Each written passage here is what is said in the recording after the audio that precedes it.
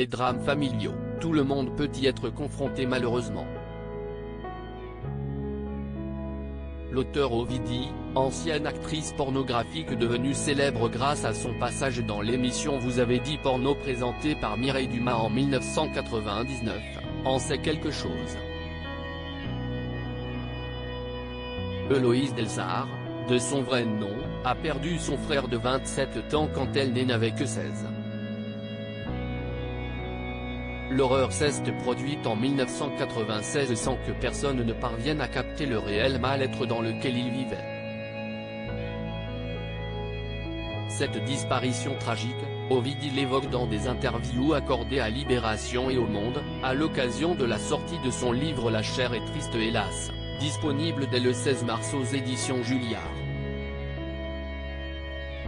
Cette chair dont elle parle fait référence au désir charnel et aux relations physiques hétérosexuelles qu'elle ne souhaite plus avoir. Une grève du corps comme un acte politique, d'indépendance aussi. Ne plus se soumettre au regard des hommes et à leurs désirs, sortir du marché sexuel pour être en paix. S'octroyer le droit de ne pas faire l'amour, écrit Libération. Ce choix, pris il y a 4 ans, aurait en réalité démarré plus tôt selon les dires de la principale intéressée. J'ai pris conscience bien après coup que ma grève avait débuté un 25 septembre, date anniversaire du suicide de mon frère, en 1996. Il avait 27 ans. J'en avais 16. Il s'est taillé les veines à la suite d'un chagrin d'amour, déclare-t-elle au Monde. Comme elle le précise dans Libération, son aîné est mort d'amour, les poignets tailladés dans une bassine, il s'était rendu compte que son union n'était pas un amour réciproque.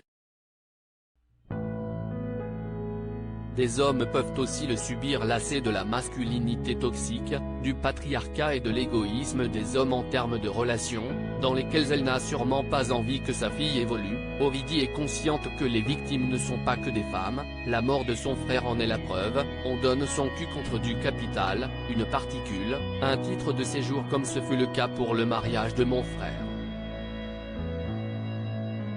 Si est rarement gratuit. Cet échange, dont les femmes sont les premières victimes, des hommes peuvent aussi le subir. Au Monde, Ovidie raconte que cette grève des relations charnelles est une conséquence de ce suicide. J'ai fait de mon corps le mausolée de mon frère. Depuis sa mort, je vis pour lui et moi à la fois. Des mots forts qui traduisent bien toute la douleur qu'a laissée cette disparition.